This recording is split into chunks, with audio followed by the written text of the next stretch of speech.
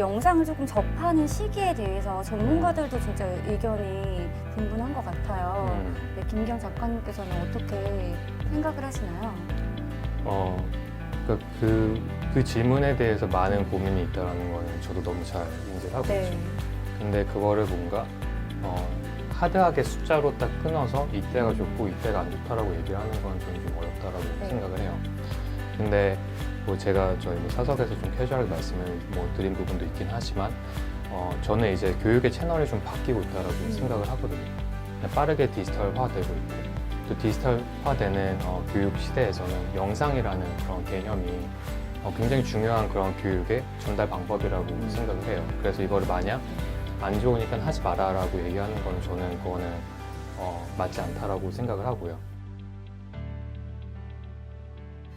이제 3월이어서 곧 개학을 앞두고 있잖아요. 근데 맞아요. 작년에 이제 좀 코로나19로 인해서 모든 교육들이 좀 정상화되지 못하고 온라인으로 많이 전환되고 있어서 각 가정에서도 어떻게 교육을 해야 될지 고민이 많으신 것 같아요. 맞아요. 네. 그러니까 이게 실은 저희가 한 번도 경험해보지 못한 그런 환경이기 때문에 그러니까 고민은 하는데 답이 쉽게 찾기 어려운 그런 상황인 것 같아요. 근데 뭐 이제 그럼에도 불구하고 또 사람은 또 적응하는 동물이기 때문에 또 잘 적응해 나갈 거라고 생각을 하고 있고, 근데 결국에는 그 교육의 채널이 좀 많이 달라지고 있다라는 그런 네. 생각을 해요. 그러니까 예전엔 저희가 오프라인, 그러니까 사람 대 사람의 교육이 교육의 중심이 됐다라고 하면은 이제는 좀 더 영상 중심의 교육, 그리고 또 저희가 뭔가 리모트를 하는 그런 교육들, 이런 것들이 좀 더 보편화되는 그런 시기가 아닐까 하는 생각을 합니다. 그래서 이제 집에서 부모님들이 이제 각 가정에서 각자 개별적으로 이제 교육을 하고 있는데 창의성을 키우기 위해서 독서가 매우 중요하다고 말씀을 하셨어요. 맞아요. 네. 네, 그리고 또 특별히 삼국지라는 만화책을 통해서 접한 걸 꼽아주셨는데 네. 네, 특별히 추천한 이유가 있으신가요? 그러니까 제가 삼국지를 추천을 한 거는 그러니까 제가 어렸을 때 개인적으로 삼국지를 보면서 좀 독서 습관을 길렀던 것 같아요. 그러니까 저는 그 만화로 된 그 1권부터 60권짜리 된 책이 있는데 그걸 보면서 이제 책에 대한 약간 재미, 그 독서 습관을 좀 가졌던 것 같고 그래서 뭐 약간 꼭 삼국지여야 된다 이런 건 아닌 것 같고 이제 오히려 포인트는 아이들이 좀 더 재밌게 독서를 할 수 있는 환경을 만들어주는 게 중요하다 이런 생각을 좀 많이 하고요. 근데 이제 그런 맥락에서 굳이 이제 글로만 가득한 그런 책일 필요는 없다라는 생각을 해요. 그래서 뭐 처음에 만화책 같이 좀 가볍고 캐주얼하게 시작을 하는 것도 좋다라고 생각을 하고 있고, 그리고 뭐 삼국지 이외에도 뭐 굉장히 여러 종류의 그 역사 만화책 이런 네. 것들이 있거든요. 이제 그런 것들도 괜찮다라고 생각을 하고, 또 이제 그런 것에 좀 재미를 붙이다 보면은 이제 글이 좀 적은 그런 책으로 점진적으로 좀 진도를 뺀다라는 것도 좀 좋은 방법이지 않나라고 생각을 합니다. 맞아요. 네. 저희도 이제 유아기에는 보통 그림책으로 글밥이 적은 그림책으로 시작을 하거든요. 그래서 네. 아이들의 흥미에 기반을 해서 점진적으로 조금 내용이 풍부한 것들을 다루면 더 좋을 것 같아요. 네, 맞습니다. 그래서 이게 저는 그러니까 어머님들께서 보시면 독서가 중요하다고 생각을 네. 해서 뭔가 강요를 하고 또 강요를 하다 보면 아이들은 거부감이 좀 생길 수 있거든요. 근데 저는 결국에 이 교육의 본질이라는 거는 아이들이 좀 즐겁게 할 수 있고 흥미를 갖는 게 굉장히 중요하다고 생각을 해요. 그러니까 왜냐하면 저희가 교육이라는 게 초등학교 6학년, 중학교 3학년, 고등학교 3학년에서 끝내는 게 아니라 이제는 평생 그쵸. 교육의 시대잖아요. 근데 이런 거 뭔가 배운다라는 거를 내가 되게 재미없고 지루하고 기분이 나쁘고 이런 식으로 접근이 되면은 장기적으로 공부하는 게 매우 어렵다. 이제 그런 맥락에서 독서도 좀 흥미를 가지고 재미있게 할 수 있는 환경을 만들어주는 게 좋다라고 생각합니다. 네, 너무 네. 공감이 되네요. 저도 네. 요즘에 되게 새로운 뭐 경제나 경영 이런 분야에 관심을 가지게 되면서 책을 접하고 있는데 너무 새롭고 재밌거든요. 근데 네. 그 평생 교육이라는 말이 진짜 와닿는 것 같아요. 네, 맞습니다. 그리고 또 대안학교에 대해서 말씀을 해주셨어요. 근데 일반 이제 부모님들이 보통 대안학교에 대한 정보를 얻기가 좀 어려운 것 같아요. 네. 근데 여기 되게 상세하게 자세히 설명을 해주셨는데 혹시 이런 대안학교들은 어떻게 알게 되신 건가요? 네. 그러니까 제가 아무래도 좀 교육 쪽에 꽤 적지 않은 시간을 좀 보냈고, 뭐 제가 개인적으로 하고 있는 교육 사업도 있고, 또 네. 교육적 업체들에 투자하는 일도 이제 좀 하게 되면서 이 업계에 계신 좋은 분들 좀 많이 만날 수 있었던 것 같아요. 또 그리고 뭐 그러면서 그 과정 속에서 대안학교를 하시는 분들도 좀 만날 수 있었고 또는 이제 대안학교를 보내고 싶은 그런 아이들을 가지신 그런 부모님도 뵐 수 있었던 것 같은데요. 이제 그러면서 원래 좀 관심이 있었죠. 그래서 좀 알고 있었고 저도 뭐 이렇게 일을 도와드리는 부분도 좀 있었고 근데 그러다가 이번에 좀 책을 쓰면서 이런 게 나쁜 교육 방향이 아니구나. 저희가 좀 적극적으로 고민해봐야 되는 하나의 옵션이구나라는 생각이 들면서 한번 제대로 좀 책에 정리를 해보려고 노력을 했던 것 같아요. 저도 뭐 샨티 학교에 그 농사를 짓는 예, 교육이 있다고 재밌죠. 해서 예. 보통 막 유치원에서 텃밭 기르기 막 이런 활동을 하거든요. 그래서 네. 이런 게 보통 이제 초등학교 들어가면 끝나는데 연장해서도 할 수 있겠다 이런 생각도 들었었고 우리가 그 대안학교를 나오면 그 교육의 효과를 증명을 받기 좀 어렵잖아요. 맞아요. 예상하기 좀 어려워서 네. 사실은 대안학교를 선택하는 것 자체가 굉장히 과감하고 좀 고민이 많이 되는 부분인데 그런 내용들을 접할 수 있게 이렇게 소개를 해주셔서 너무 좋았던 것 같아요. 네. 그러니까 저도 처음에는 제가 국내에 있는 대안학교를 봤을 때는 저도 좀 색안경을 갖고 좀 봤던 것 같아요. 이게 뭐 정규 교육 과정이 아닌데 과연 뭐 해도 괜찮은 건가 이런 생각이 있었던 것 같은데 그러니까 요즘에 오히려 더 세상이 빠르게 디지털화되고 이 창의력이 더욱더 중요한 그런 시기가 되면서 오히려 정규 교육 과정보다 이 대안학교가 제공하고 있는 그런 밸류들, 가치들이 훨씬 더 값질 수 있겠다 이런 네. 생각을 더 많이 하게 되는 것 같습니다. 또 다른 경쟁력이 될 것 같아요. 네. 네. 그리고 그렇게 자라난 이제 세대 또 우리 아이들이 이제는 정말 그냥 평범하게 직장 들어가는 게 아니라 이제 창업, 사업도 많이 시도를 하고 있잖아요. 그런데 취업을 안 하고 바로 창업에 좀 도전하는 거는 좀 리스크가 있지 않을까요?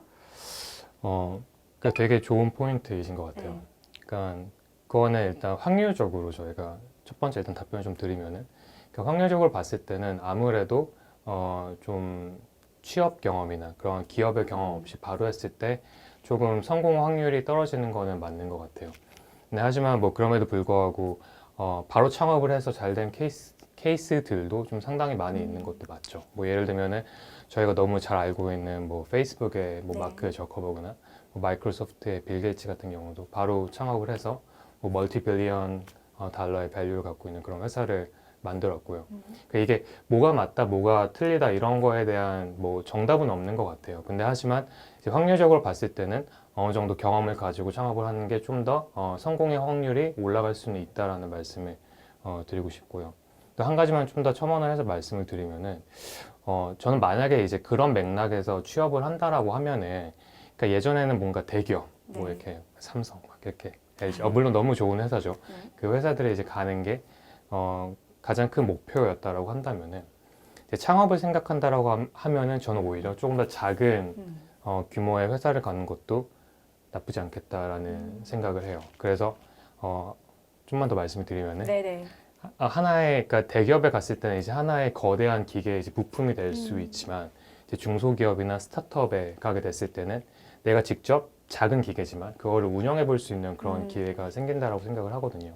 이제 그런 것들이 쌓이면은 본인의 사업을 하고 창업을 했을 때 훨씬 더 좋은 유의미한 경험치를 만들 수 있을 거라고 생각을 하고 그래서 좀 정리를 해서 말씀을 드리면은 일단은 창업을 하는 관점에서 어느 정도의 그런 경험이 있는 건 나쁘지 않다.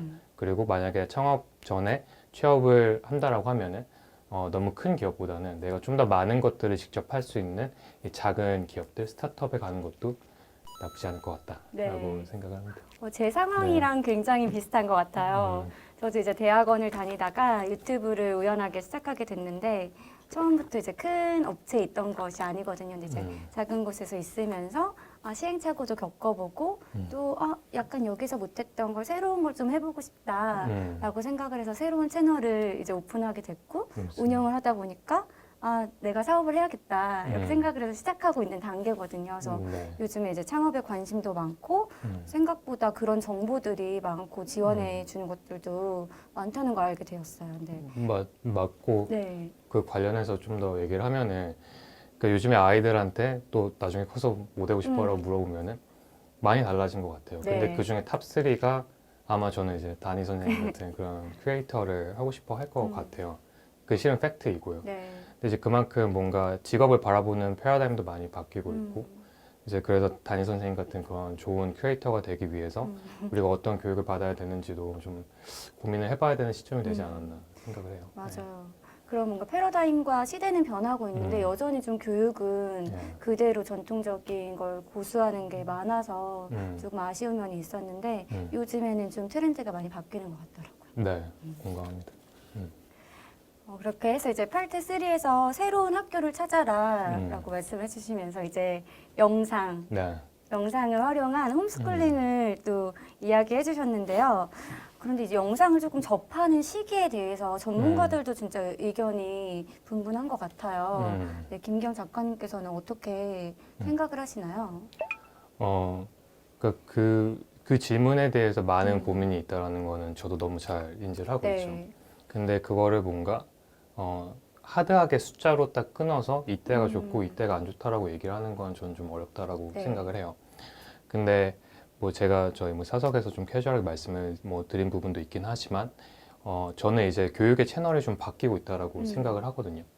빠르게 디지털화되고 있고 또 디지털화되는 교육 시대에서는 영상이라는 그런 개념이 굉장히 중요한 그런 교육의 전달 방법이라고 생각을 해요. 그래서 이거를 만약 네. 안 좋으니까 하지 마라라고 얘기하는 거는 저는 그거는 맞지 않다라고 생각을 하고요. 근데 다만 제가 하나 꼭 말씀드리고 싶은 부분은 뭐냐면은 이 영상을 시청을 할 때 이 일방향 시청이 되지 않게, 그러니까 원웨이 시청이 되지 않게끔 해주는 게 되게 중요하다라고 네. 생각을 해요. 그러니까 뭐 아마 저보다 더 잘 아시겠지만, 그러니까 예를 들면 영상을 볼 때도 옆에서 계속 얘기를 해주고 나오는 컨텐츠에 대해서 뭐 부모님이 됐건 뭐 형제 자매가 됐건 같이 얘기를 하고 고민을 하면서 이 쌍방향, 그러니까 네. 인터랙티브한 그런 영상 시청이 굉장히 중요하다고 생각을 하고요. 이제 그게 된다라는 전제 하에는 뭐 영상이 결코 나쁜 그런 교육의 수단은 아니다라고 믿고 있습니다. 맞아. 영상을 좀 접하는 시기가 빨라질수록 이제 우리 보통 미디어 리터러시 능력이라고 하잖아요. 이 영상을 잘 활용하고 또 아직 아이들이 스스로 판단하는 능력이 조금 부족하기 때문에 이제 부모님이나 뭐 선생님이나 같이 이 영상 기반으로 상호작용을 나누는 활동이 꼭 필요할 것 같아요. 네. 그럼에도 불구하고 많은 부모님들이 영상에 좀 중독되는 문제에 대해서 걱정을 하세요. 네, 그렇죠. 네. 그러실 것 같아요. 뭐 제가 뭐 저는 아직 아이는 없지만 이제 조카들이 3명이 있고 네. 그래서 좀 벌써 나름 3명인가요? 3명이에요. 벌써 시간이 너무 빨라요. 그래서 근데 조카들이랑 이제 좀 시간을 많이 보내고 저도 그 많이 대화를 하고 이런 편인데 그 신경이 쓰여요. 계속 영상만 보고 있으면 이게 그쵸. 괜찮을까 이런 신경이 쓰이는 건 맞는 것 같고 이제 그 부분에 대해서는 저희가 어느 정도 약속을 하고 뭐 프레임을 잡는 게 좀 중요한 것 같아요. 이게 어떻게 보면 좀 당연한 얘기일 수 있긴 네. 하겠지만 그러니까 뭐 예컨대 영상을 보되 아까 말씀드렸듯이 좀 인터랙티브하게 하고 시간도 뭐 예를 들면 정하시는 거죠. 오늘은 뭐 1시간, 30분, 1시간 반 이런 식으로 정해서 그 프레임 안에서 아이들이 영상을 보게 해주고 또 중요한 거는 그 약속을 서로 지키는 그런 행위 자체도 저는 굉장히 중요하다고 네, 보거든요. 그럼요. 그 부모와 아이 간에 신뢰가 생길 수 있고 또 신뢰가 생겼을 때 아이가 어느 정도 뭔가 이렇게 했을 때 뭔가 업사이드가 있구나, 이게 좋은 밸류가 있구나 이런 걸 인지하게끔 만들어주는 것도 이 부모 아이 그리고 또 아이의 그런 신뢰 관계를 형성하는 데 있어서 좀 상당히 중요한 팩터라고 보고 있습니다. 굉장히 중요한 포인트를 잘 짚어주신 것 같아요. 그렇게 이제 약속을 정할 때 또 아이의 의견 존중해서 반영을 하는 것이 중요하다고 해요.